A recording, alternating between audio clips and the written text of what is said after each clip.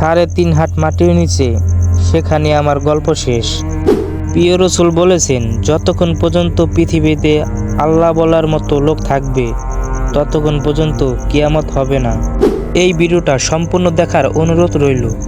আপনি কি আল্লাহর জন্য এই ইসলামিক ভিডিওটা দেখতে পারবেন না? মৃত্যুর কয়েক সেকেন্ড আগে যেন প্রত্যেকটা মুসলমানের মুখে উচ্চারিত হয়, লা ইলাহা ইল্লাল্লাহু মুহাম্মাদুর রাসূলুল্লাহ। যাদের জীবনে মা নামক জান্নাতটা বেঁচে আছে, তারা শুকরিয়া আদায় করি, আলহামদুলিল্লাহ। মূল্য পেতে হলে অন্যজনকে মূল্য দিতে হয়, শান্তি পেতে হলে আল্লাহর ইবাদত করতে হয়।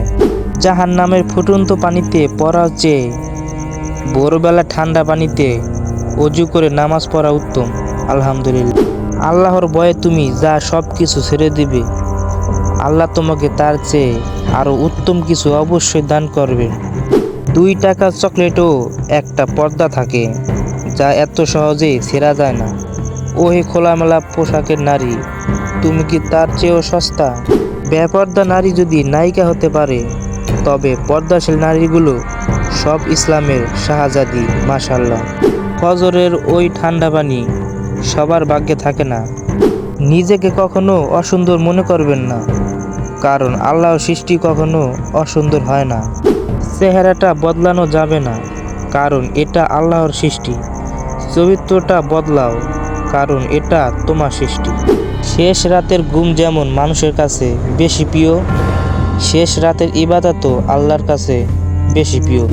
যারা আল্লাহর উপর ভরসা রাখে, তাদের শেষটা কখনো খারাপ হয় না। কিয়ামতের দিন যাদেরকে প্রথমে জান্নাতের দিকে ডাকা হবে, তারা হলেন ওই সব ব্যক্তি যারা দুঃখে সুখে আল্লাহর প্রশংসা করেন, আলহামদুলিল্লাহ। আল্লাহ তুমি এই পৃথিবীর সকল মানুষকে 5 ওয়াক্ত নামাজ পড়ার তৌফিক দান করো। এই ভিডিওটা ইউটিউব থেকে দেখলে চ্যানেলটি সাবস্ক্রাইব করে দিবেন, আর ফেসবুক পেজ থেকে দেখলে একটা ফলো দিয়ে দিবেন। ধন্যবাদ।